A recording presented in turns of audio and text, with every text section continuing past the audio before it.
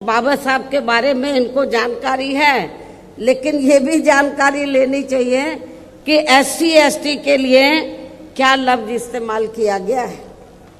क्योंकि मुझे याद है सन 1977 में जब मैं वकालत की पढ़ाई कर रही थी, LLB फर्स्ट ईयर की स्टूडेंट थी, दिल्ली यूनिवर्सिटी से पढ़ रही थी। 1977 में जनता पार्टी की सरकार बनी और इन्होंने वोट क्या कह के लिया था कि हम स्वर्गीय श्री बाबू जगजीवन राम जी को देश का प्रधानमंत्री बनाएंगे, जिसको कांग्रेस ने नहीं बनाया।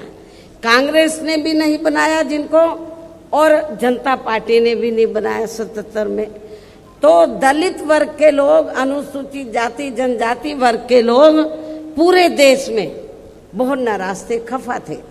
तो उस समय उन्होंने दिल्ली में एक 3 दिन का जाति तोड़ो सम्मेलन रखा और उसमें ऑल इंडिया की तरफ से, तो यूथ की तरफ से, नौजवानों की तरफ से मुझे उन्होंने इनवाइट किया बोलने के लिए।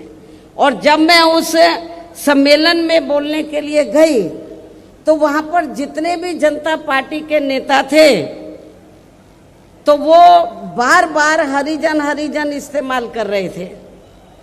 तो मैंने उनको कहा कि एक तरफ तो आप जाति तोड़ने की बात कर रहे हैं और दूसरी तरफ आप हरिजन कह रहे हैं। यदि हम इसको पॉजिटिव सेंस में लें तो हम तो हरि का मतलब ईश्वर, हम तो ईश्वर की औलाद होगी, तो बाकी लोग क्या शैतान की औलाद है? ये मैंने 1977 में जब मुझे उन्होंने ऑल इंडिया की तरफ से इनवाइट किया तो ये मैंने वहां पर बोला था।